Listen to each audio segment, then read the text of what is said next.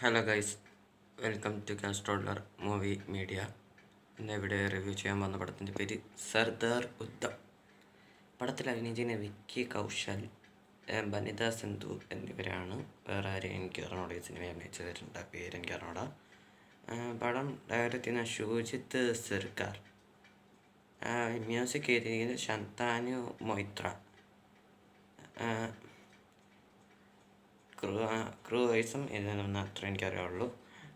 പടം എങ്ങനെയുണ്ട് ചോദിച്ചാൽ,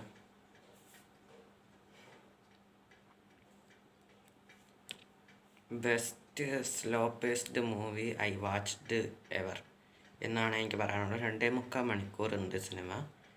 ഇത് ആമസോൺ, ഇത് തിയേറ്ററിൽ ഇറക്കാൻ തരുന്നത് എന്താണെന്ന് എനിക്കറിയില്ല. അത് 21 ഇറങ്ങിയ സിനിമയാണ്, പക്ഷെ ഞാനിപ്പോഴാണ് കാണുന്നത് ഈ സിനിമ. പെർഫോമൻസ് വൈസ് ഒക്കെ അത്യാവശ്യം നല്ല സിനിമയാണ്. ആദ്യം തൊട്ട് അവസാനം വരെ ഒരു ലാഗ് എനിക്ക് തോന്നിയിട്ടില്ല. ഒരു സ്ലോ പേസ് സിനിമ ഇഷ്ടമുള്ള എല്ലാവർക്കും കാണാൻ പറ്റിയൊരു പടമാണിത്. And it is based on true events ആണ് എനിക്ക് പറയാനുള്ളത്. പിന്നെ ഈ മ്യൂസീഷ്യൻ ഇങ്ങേര് വാസിർ എന്ന് പറയുന്ന സിനിമയിലും 3 ഇഡിയറ്റ്സിലും പിന്നെ പി കെയിലും അങ്ങനെ മദ്രാസ് കഫേ എന്ന് പറയുന്ന സിനിമയുണ്ട് നമ്മുടെ ജോൺ അബ്രഹാമിൻ്റെ, അതിലൊക്കെ വർക്ക് ചെയ്തിട്ടുള്ള ആളാണ്. അപ്പോൾ അങ്ങേര് ഈ പടത്തിലും അത്യാവശ്യം നല്ലതായിട്ടാണ് വർക്ക് ചെയ്തിരിക്കുന്നത്. BGM വൈസ് ആണെങ്കിലും മ്യൂസിക്കൊന്നും പാട്ട് അങ്ങനെ ഇല്ല. പിന്നെ ഈ സിനിമയിൽ അത്യാവശ്യം ഒരുപാട് റിയൽ ഇവൻറ്റ്സ് കാണിക്കുന്നുണ്ട്. ഇപ്പോൾ ജാലിയൻ വാല ബാഗ്, പിന്നെ സർദാർ ഉദ്ധം സിംഗ് എന്ന് പറയുന്ന ആളുടെ കഥ എങ്ങനെയായിരുന്നു അതൊക്കെ പറയുന്നുണ്ട്.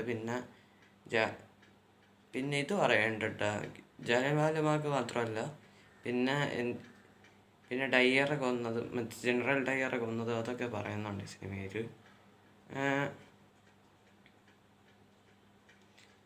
പിന്നെ അതൊക്കെയാണ് ഈ പടത്തിൽ പറയണത്. അത്യാവശ്യം നല്ല സ്ക്രീൻ പ്ലേയിലാണ് ഈ സിനിമ പോകുന്നത്. സ്റ്റോറി വൈസ് നല്ല ഇതാണ്.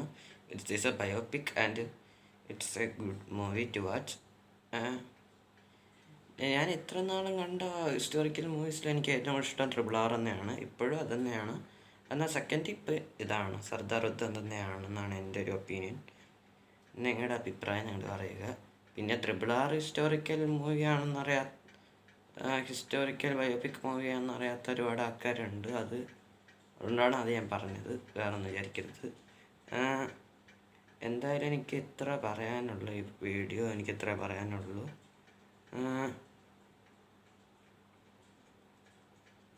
പിന്നെ ഒരു കാര്യം പറയാൻ മറന്നുപോയി. ഈ സിനിമയിൽ അത്യാവശ്യം എനിക്ക് ഹൈലൈറ്റായിട്ട് ഫീൽ ചെയ്ത സീൻ എന്ന് പറയണത്, ഹൈലൈറ്റായിട്ട് ഫീൽ ചെയ്തത് വിക്കി കൗശലിൻ്റെ ക്യാരക്ടറാണ്. മീൻസ് ക്യാരക്ടർ ഞാൻ കണ്ടിരിക്കുന്നത് ഇതിനു മുമ്പ് ഞാൻ കണ്ടിരിക്കുന്നത് യൂറിയിൽ ഉണ്ടായിരുന്നു. യൂറി ഞാൻ കണ്ടിട്ടുണ്ട്. പിന്നെ ഡങ്കിയിൽ ഒരു ക്യാമിയോ അഭിനയിച്ചിട്ടുണ്ടായിരുന്നു, നമ്മുടെ ഷാർഖാൻ്റെ.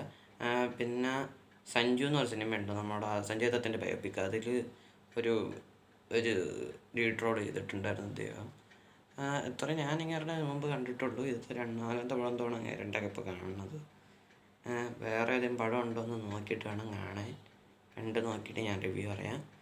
എന്തായാലും എനിക്ക് ഇത്ര പറയാൻ, വേറെ ഒന്നും. പിന്നെ ബനിത സിന്ധു, അത് ആദിത്യ വർമ്മ എന്ന് പറയുന്ന സിനിമ ഉണ്ടായിരുന്നു. അത് അർജുൻ റെഡ്ഡി റീമേക്ക് കേട്ടത് വേറെ കാര്യം. അത് അത്യാവശ്യം ശോകപ്പടമായിരുന്നു. എന്നാൽ പോലും പക്ഷെ അത് ഓർത്തിട്ടാണ് ഇത് ചെയ്യുന്നത്. അതിൻ്റെക്കാട്ടും നല്ലൊരു പെർഫോമൻസ് ചെയ്ത് വെച്ചിട്ടുണ്ട് അവർ മരിക്കുന്ന സീനൊക്കെ മറ്റേ ജാലിയൻവാല ബാഗിൽ മരിക്കുന്നതായിട്ട് കാണിക്കുന്നുണ്ട്. അപ്പോൾ അതൊക്കെ ആ സമയത്തുള്ള ഇമോഷണൽ സീനൊക്കെ അത്യാവശ്യം വർക്കായിട്ടുണ്ട്. പിന്നെ ഇങ്ങനെ ഇൻട്രോ, പിന്നെ റഷ്യയിൽ കാണിച്ച സീൻസ്, അതൊക്കെ അത്യാവശ്യം നല്ലതായിട്ടാണ് എടുത്തിരിക്കുന്നത്. പിന്നെ ഭഗത് സിംഗിനെ ഭഗത് സിംഗിനെ, സുഖദേവിനെയും രാജഗുരുവിനെയും തൂക്കിലിടുന്ന സീനൊക്കെ ഉണ്ട് സിനിമയ്ക്ക്. അതൊക്കെ അത്യാവശ്യം അതേപോലെ നമ്മൾ കേട്ടതുപോലെ തന്നെയാണ് അവർ ചെയ്തിരിക്കുന്നത്, നമുക്കറിയാവുന്ന. പിന്നെ ബ്രിട്ടീഷുകാർ കാണിക്കുന്ന കാണിച്ച കുതന്ത്രങ്ങൾ അതൊക്കെ സിനിമയിൽ അത്യാവശ്യം പറയുന്നുണ്ട്. അത് അതൊക്കെ എനിക്ക് അത്യാവശ്യം അത് കാണിച്ച് നല്ല കാര്യം തന്നേ ഞാനും പറയുള്ളൂ. നിങ്ങളുടെ അഭിപ്രായം നിങ്ങൾ പറയുക. പിന്നെ എനിക്ക് ഇത്ര തൽക്കാലത്തേക്ക് പറയാനുള്ളൂ. എന്തായാലും ഈ വീഡിയോ ഇഷ്ടപ്പെട്ടെങ്കിൽ ലൈക്ക് ചെയ്യുക, ഷെയർ ചെയ്യുക, സബ്സ്ക്രൈബ് ചെയ്യുക. ബെല്ലൈക്കണിൽ ഓൾ എന്ന് പറയുന്ന ഓപ്ഷൻ ഉണ്ട്, അത് അമർത്തി സഹായിക്കുക എന്ന് പറഞ്ഞുകൊണ്ട് അവസാനിപ്പിക്കുന്നു. അപ്പോൾ Tata bye bye, delta viscous.